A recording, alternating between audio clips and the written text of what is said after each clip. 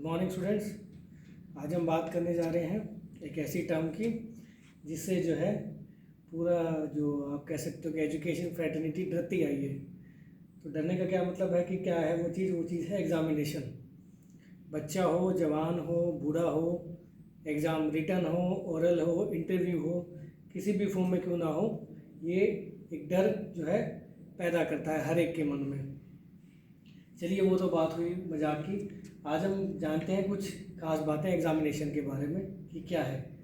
तो जैसा कि मैंने यहाँ बोर्ड पर मेंशन किया है कि जो ये टर्म है एग्ज़ामिनेशन, ये कब आई? ये अब आई 1610 में, 1610 का मतलब क्या है कि एग्जैक्ट हमें नहीं पता कि 1610 में, 11 में, 12 में, कब, मतलब in the span of 1610 to 1620, इसके बीच में ही कभी ये आई टर्म। और तब इसका मीनिंग क्या था? टेस्ट ऑफ नॉलेज, यानी ज्ञान का की परीक्षा है, ज्ञान का परीक्षण, तब इसे जाना जाता था या कहा जाता था। अगर मैं आज की बात करूं तो कहते हैं now days it is a procedure. अब एक विधि की तरह उपयोग में लाया जाता है। किस चीज़ के लिए? To measure a candidate's knowledge and ability and used in almost all spheres of life and practice in all educational institutions. तो आज के संदर्भ में मैं बात करूं एग्जामिनेशन की, जो कि एक पार्ट भी है हमारी असेसमेंट का, हमारी इवैल्यूएशन का। लिखा भी यही गया है as a tool for assessment, कि आकलन के लिए किस तरह से इसे हम एक औजार के रूप में उपयोग में लाते हैं, या इसका महत्व क्या है असेसमेंट की प्रक्रिया में। आज के संदर्भ में एक बार दोबारा बात कर लेते हैं। तो आज के संदर्भ में जब भी हम किसी लर्नर की ज्ञान और उसकी योग्यता को मापना हो तो हम एग्जामिनेशन का सहारा लेते हैं। और हर एक एजुकेशन इंस्टीट्यूशन में, चाहे वो डिग्री कॉलेज हो, बीएड कॉलेज हो, मैनेजमेंट कॉलेज हो, आपका मेडिसिन का कॉलेज हो, किसी भी तरह का एजुकेशन इंस्टीट्यूट क्यों ना हो, सब जगह एग्जामिनेशन को यूज़ किया जाता है बच्चों के आकलन के लिए। और हमारी लाइफ का कोई भी ऐसा पक्ष नहीं बचा जहां एग्जामिनेशन को यूज़ ना किया गया हो। और ये कहा भी जाता है एक यू कैन से पोइटिक वे में कि life is also an exam in itself, कि लाइफ भी एक तरह से हमारा एग्ज़ाम ही है। चलिए आगे मूव करते हुए हम बात करते हैं कुछ उन पॉइंट्स की जो कि इसके महत्व के ऊपर प्रकाश डालते हैं। फर्स्ट पॉइंट कहता है एग्जामिनेशन क्या करता है? कहता है it motivates the students towards their studies. जो बच्चा स्टडी करता है स्कूल में, कॉलेज में या किसी भी एजुकेशन इंस्टीट्यूट्स में, तो उसको स्टडी को वो करता रहे निरंतर, और उसको स्टडी की तरफ मोटिवेट कोई फैक्टर रखता है, तो वो एग्ज़ाम भी एक फैक्टर है उसमें। बच्चों को ये पता है कि अगर हम स्टडीज़ पर कंसंट्रेट नहीं करेंगे तो अब जो वीकली टेस्ट होने जा रहे हैं या यूनिट टेस्ट होने जा रहे हैं, हम उनमें अच्छा परफॉर्म नहीं कर पाएंगे, जो कि आगे जाने वाले उसके जो रिपोर्ट कार्ड है उसमें मेंशन किए जाएंगे। तो through out the session, through out the year, through out the semester, अगर बच्चों को मोटिवेट रखना है तो एग्ज़ाम को एक पॉजिटिव टूल के रूप में टीचर यूज़ कर सकता है। दूसरा पॉइंट कहता है it is the way to express our real knowledge and ability in written form. अगर ये हमें एक अवसर प्रदान करता है या एक तरीका है हमें अपने जो हमारा ज्ञान है, जो हमने सहेज कर रखा है, जो हमने सीखा है, जो हमने पाया है टीचर से, सोसाइटी से, अपने सीनियर से, और अपना जो खुद का हमारा अंदर जो ऑरा था, सब मिलाकर जो हमारी एक रियल नॉलेज क्रिएट हुई है, उसको रिटन फॉर्म में उतारने का एक मौका हमें प्रदान करते हैं एग्जामिनेशन।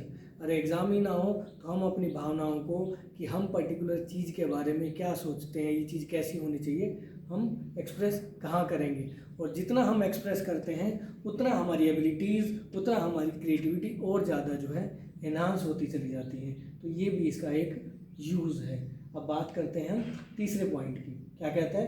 कहते हैं it gives us training of various things like punctuality, writing skills, timing sense etcetera. देखिए डियर स्टूडेंट्स, आपको पता है कि जब भी एग्ज़ाम होता है तो एग्ज़ाम का एक टाइम सेट होता है, एक डेट शीट पर्टिकुलर दी जाती है कि इस डेट को इस सेंटर पर इतने से इतने बजे के बीच में आपका एग्ज़ाम लिया जाएगा।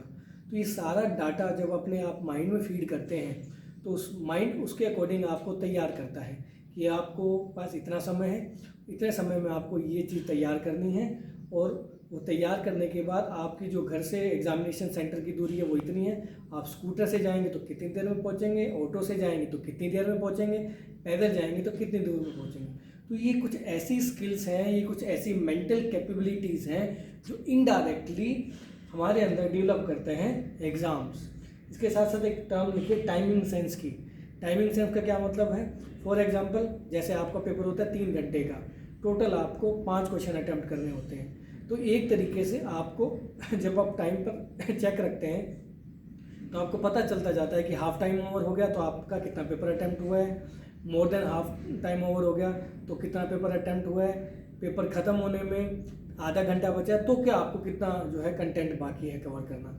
तो इससे क्या होता है, इससे इनडायरेक्टली हमारा जो दिमाग है इतना सशक्त बनता है कि किसी भी काम को करने के लिए हमारे पास कितना समय है और कितनी हमारे को उसके अंदर योग्यताएं अपनी डालनी है, इस चीज़ के बीच में एक सिस्टम सेट होता है। हमारे दिमाग में एक टाइमिंग सेंस बनती है कि हम तय एक डिटर्मिन्ड या एक सर्टेन टाइम लिमिट में उस काम को ख़त्म कर पाएँ और किस तरीके से हम उसको आगे मूव कर पाएँ। तो ये सारी चीज़ें हमें जो है डायरेक्टली या इनडायरेक्टली एग्जामिनेशन से सीखने को मिलती हैं। तो एग्जामिनेशन आप पाएंगे आगे आने वाले पॉइंट्स में भी, या जो पॉइंट हमने डिस्कस किए कि इतनी बुरी चीज़ नहीं है जितना हम इसका हवा मानते हैं अपनी डेली लाइफ में। नेक्स्ट हमारा 4th पॉइंट क्या कहता है? कहते it helps to concentrate the students on their lessons properly.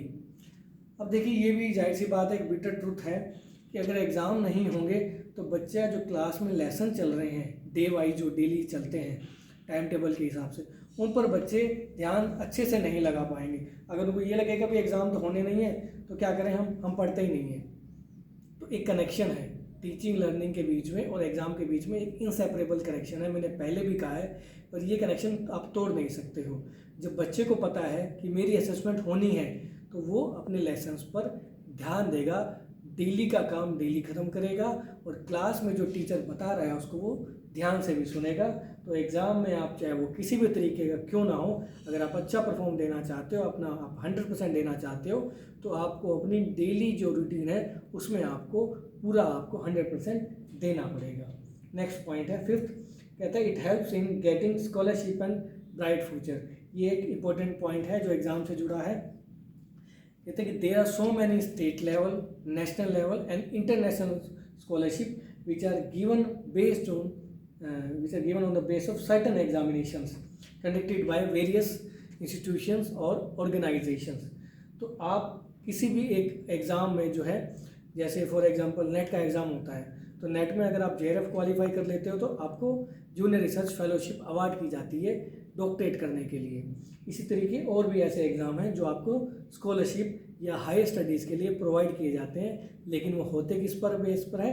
Exam के बेस पर। इसी तरीके से ब्राइट फ्यूचर भी एक वर्ड लिखा है। ब्राइट फ्यूचर का क्या मतलब है? आज जो हमारा एम्प्लॉयमेंट सेक्टर है वो पूरे तरीके से धीरे धीरे एग्ज़ाम बेस्ड होने जा रहा है। अभी आप हरियाणा की बात करें तो अभी जो कैबिनेट में लास्ट वीक पास हुआ है, ग्रुप बी और डी की जो जॉब्स हैं, ग्रुप सी और डी की जो जॉब्स हैं वो पर्टिकुलरली जो है एग्ज़ाम के बेस पर दी जाएंगी। एक पूरा राज्य लेवल पर या फिर उसके बाद नेशनल लेवल पर एक एग्ज़ाम कंडक्ट किया जाएगा, जिस एग्ज़ाम के हिसाब से ये तय होगा कि आप उस पर्टिकुलर जॉब के लिए फ़िट है या नहीं है, या आपको एम्प्लॉयमेंट मिलनी चाहिए या नहीं मिलनी चाहिए। तो जाहिर सी बात है, स्टडी करने के बाद अगर आपको एम्प्लॉयमेंट मिल जाती है तो आप एक ब्राइट फ्यूचर की तरफ बढ़ते हैं। नहीं मिलती, घर पर बैठते हैं, अपने ज्ञान को यूज़ नहीं करते, तो वो फ्यूचर जो है ब्राइट नहीं हो सकता किसी भी तरीके से, किसी भी सेंस में। सेकंड लास्ट पॉइंट क्या कहता है एग्जामिनेशन के बारे में? कहते हैं it helps to develop personality and confidence. तो ये भी एक इनडायरेक्ट बेनिफिट है इसके। जब भी हम कोई एग्ज़ाम या इंटरव्यू देते हैं तो उसके लिए हम तैयारी करते हैं, अपनी स्किल को हम शार्प करते हैं। और स्किल को शार्प करने का क्या मतलब हुआ? ओवरऑल हम अपनी पर्सनैलिटी में एक निखार लेकर आते हैं, एक इम्प्रूवमेंट हम लेकर आते हैं। और जब भी हम किसी एग्ज़ाम में हमें सक्सेस मिलती है तो उससे हमारा कॉन्फिडेंस जो है वो बहुत ज़्यादा हद तक एनहांस हो जाता है, जो कि ज़रूरी भी है, चाहिए भी हमें किसी भी काम को करने के लिए कि हमारा कॉन्फिडेंस अच्छा होना चाहिए। तो वो डेवलप करवाने में हेल्प करते हैं एग्ज़ाम ही। हमारा नेक्स्ट पॉइंट है लास्ट, कहते हैं it is use in prediction of learners. तो ये जो पॉइंट है ये इंस्टीट्यूशन लेवल पर, यूनिवर्सिटी लेवल पर, डिस्ट्रिक्ट लेवल पर, स्टेट लेवल पर और नेशनल लेवल पर, हर लेवल पर जो है ये उपयोग में लाया जाता है कि जब भी आपको प्रिडिक्ट करना है किसी स्टूडेंट के बारे में, अनुमान लगाना है। जैसे फॉर एग्जांपल अब आपके बीएड में एग्ज़ाम नहीं होता था, जब हमने बीएड की तो एक टेस्ट होता था जिसमें टीचिंग एप्टीट्यूड भी चेक किया जाता था और जो कि ये तय करता था एग्ज़ाम का स्कोर कि whether we are fit for this profession that we called as teaching और नॉट। अब तो आपका मेरिट बेस पे होता है, तो लेकिन अभी भी बहुत सारे ऐसे फील्ड हैं जिनमें एंट्री किस बेस पर मिलती है, एग्ज़ाम के बेस पर मिलती है। और वो एग्ज़ाम क्या काम करते हैं, वो एग्ज़ाम प्रिडिक्शन का काम करते हैं, अनुमान लगाने का काम करते हैं कि क्या आप उस कोर्स के लिए फ़िट हो या नहीं हो। इसी तरीके से कुछ जॉब, जैसे आईएएस की जॉब है, यूपीएससी का जो एग्ज़ाम होता है या आपका एचसीएस का एग्ज़ाम होता है, तो उसका एग्ज़ाम भी होता है पर्टिकुलर, फिर एक कॉम्प्रिहेंसिव इंटरव्यू भी होता है जिसके ज़रिए ये आंका जाता है कि ये पर्टिकुलर इंडिविजुअल एडमिनिस्ट्रेटिव पोस्ट के लिए फिट है या अनफिट है। तो डियर स्टूडेंट्स, हमने इन पॉइंट्स के ज़रिए आज ये जानने की कोशिश की कि एग्ज़ाम को हम किस तरीके से एक असेसमेंट के टूल पर की तरह यूज़ करते हैं। आज के लेक्चर में इतना ही। Thank you very much.